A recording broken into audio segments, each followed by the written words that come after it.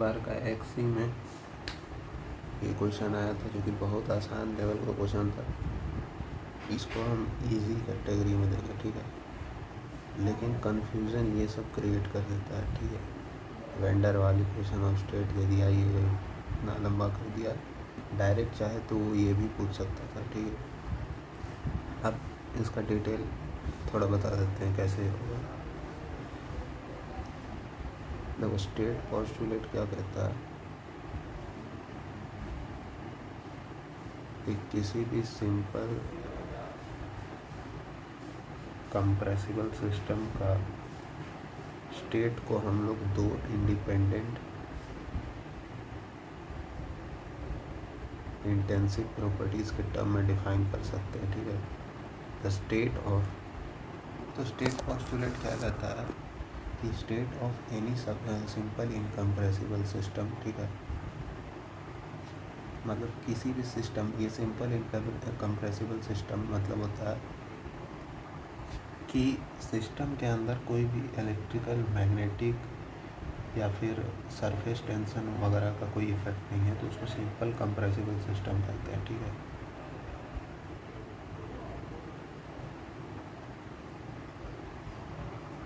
जैसे वर्क जो है, वर्क इंटरेक्शन किसी भी सिस्टम में लोग लिखेंगे, इलेक्ट्रिकल वर्क अगर है उसमें शाफ्ट वर्क है, ठीक है, प्लस का डिस्प्लेसमेंट वर्क है, तो सिंपल कंप्रेसिबल सिस्टम में ये दोनों ज़ीरो है, मतलब सिर्फ डिस्प्लेसमेंट वर्क, ठीक है।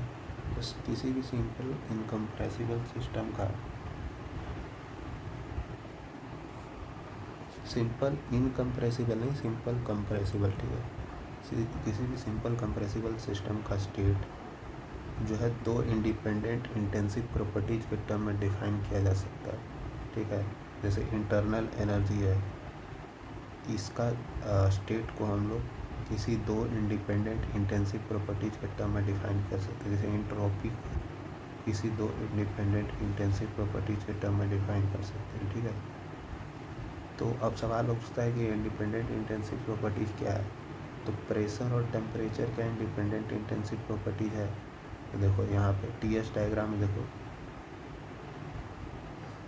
यहाँ पे क्या हो रहा है कि प्रेशर तो कांस्टेंट है बट टेम्परेचर लगातार बढ़ रहा है। यहाँ पे भी प्रेशर कांस्टेंट है, टेम्परेचर बढ़ रहा है, मतलब एक का इफेक्ट दूसरे पे नहीं पड़ रहा है, ठीक है। लेकिन यहाँ प्रेशर भी कांस्टेंट है, टेम्परेचर भी कांस्टेंट है, तो इस रीजन में ये इंडिपेंडेंट इंटेंसिव प्रॉपर्टीज नहीं है। हाँ, vapour region, super heated vapour और सबकूल्ड लिक्विड में ये इंडिपेंडेंट इंटेंसिव प्रॉपर्टी, ठीक है। तो प्रेशर और temperature they are not independent intensive property always, ठीक है। यहाँ लिखा हुआ इंडिपेंडेंट इंटेंसिव प्रॉपर्टीज होना चाहिए, ठीक है। तो अब कौन कौन सा इंडिपेंडेंट इंटेंसिव प्रॉपर्टी होता है हमेशा, ठीक है। टेम्परेचर, स्पेसिफिक वॉल्यूम, स्पेसिफिक, ये सब हमेशा इंडिपेंडेंट इंटेंसिव प्रॉपर्टी होता है, ठीक है। टेम्परेचर हो गया, स्पेसिफिक वॉल्यूम हो गया, प्रेशर हो गया, स्पेसिफिक वॉल्यूम हो गया, ये सब हमेशा इंडिपेंडेंट इंटेंसिव प्रॉपर्टी है। तो अगर इंटरनल एनर्जी हम लोग टेम्परेचर कॉमा स्पेसिफिक वॉल्यूम के टर्म्स में हमेशा लिख सकते हैं, लेकिन इंटरनल एनर्जी को अगर हम लोग टेम्परेचर कॉमा प्रेशर में लिखना है तो ये सिर्फ तभी लिख सकते हैं जब या तो इस रीजन में या इस रीजन में, ठीक है।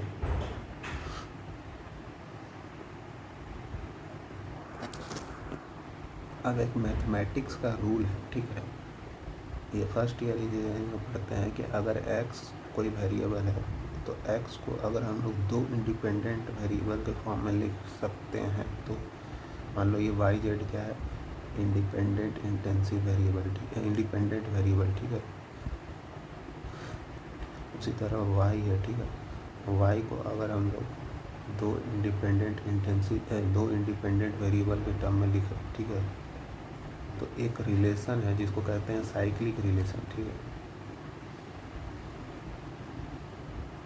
साइक्लिक रिलेशन क्या कहता है, इस एक सर्कल बनाओ, और ये प्रूफ भी हो सकता है, लेकिन उसमें प्रूफ में नहीं जाएंगे क्योंकि मैथमेटिक्स यहाँ नहीं चल रहा, ठीक है।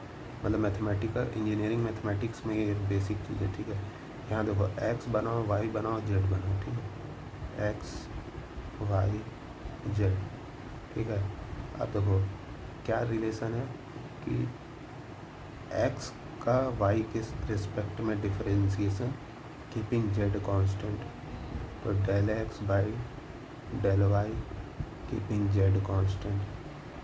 फिर वाई का जेड के रिस्पेक्ट में differentiation keeping X constant, del Y by del Z keeping X constant, into में जेड का एक्स के रिस्पेक्ट में कीपिंग वाई कांस्टेंट। इनका प्रोडक्ट -1 आता है। ठीक है, अब ये रिलेशन थर्मोडाइनमिक्स में कैसे वैलिड है?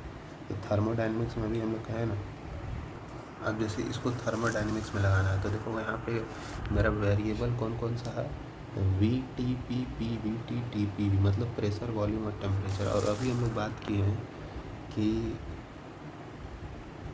हाँ, यहाँ क्या बात की कि प्रेशर कॉमा वॉल्यूम और टेम्परेचर कॉमा वॉल्यूम हमेशा इंडिपेंडेंट इंटेंसिव प्रॉपर्टी होता है। ठीक है,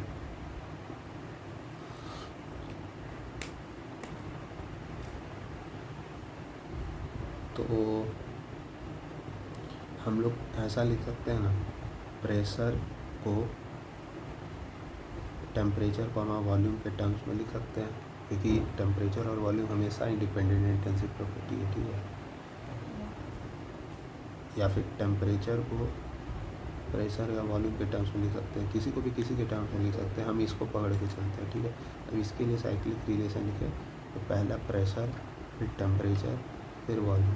ठीक है, अब यहाँ से स्टार्ट हो जाते हैं, del P by del T keeping volume constant, del T by del V keeping pressure constant into del V by del P keeping temperature constant is equals to -1। ठीक है, अब जो हमको चाहिए वो जस्ट इसका उल्टा है।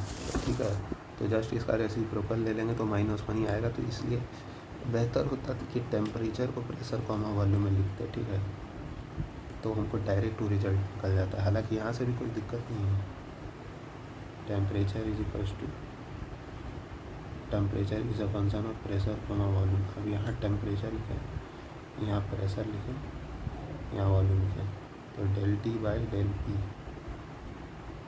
एट कांस्टेंट वॉल्यूम इनटू में del P by del we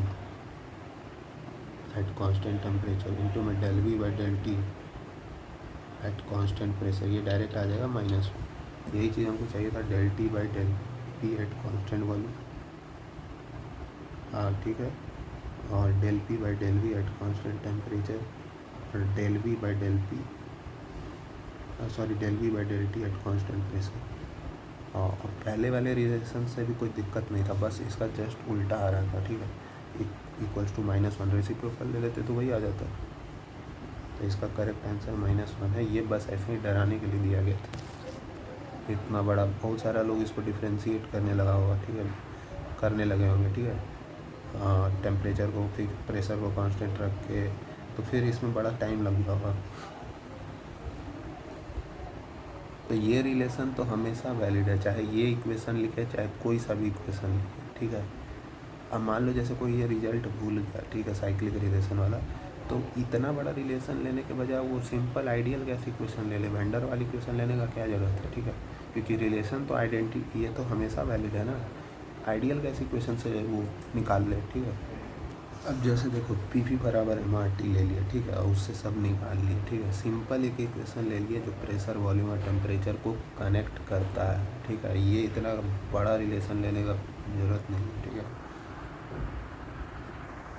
और सारा वैल्यू एक एक करके निकाल लिए। ठीक है, अब इसका प्रोडक्ट जब करेंगे तो MR से MR कट जाएगा, ये V से एक V कट जाएगा, बचेगा PV बाई MRT, ये इससे कट जाएगा, बचेगा क्या, -1। सिंपल।